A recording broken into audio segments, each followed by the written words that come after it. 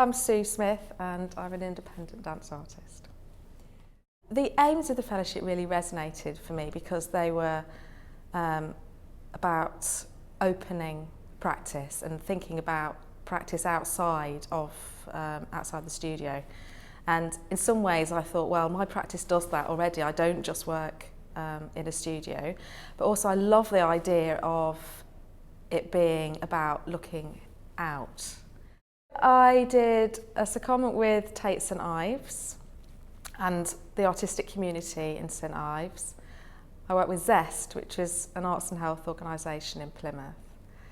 I worked with the Plymouth Marine Science Partnership, which is a collection of 5 marine science organisations. I worked with AVID, which is a diversity and arts project, again in Plymouth. And I worked with IDAT, the Institute for Digital Art and Technology at Plymouth University.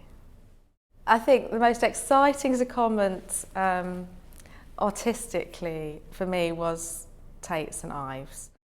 Well, the first thing I did was look at the collection of work and try and really look at it. And actually one of the strongest things that came out of this was how people look. How do I look at work and how do people look at my work? I think I kind of forced myself to go because I wanted to see another perspective of the artistic community in St Ives, which had been alive and kicking for many years before the Tate was there.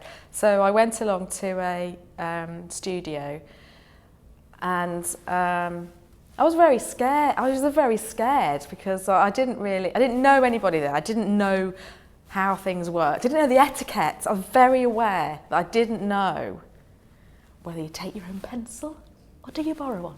You know, they're very simple and silly things, but I had to do a lot of looking around the room and joining in with what I thought was how you do things. But anyway, there was a nude model, so the naked model, which I was fine with. You know, that was fine. So,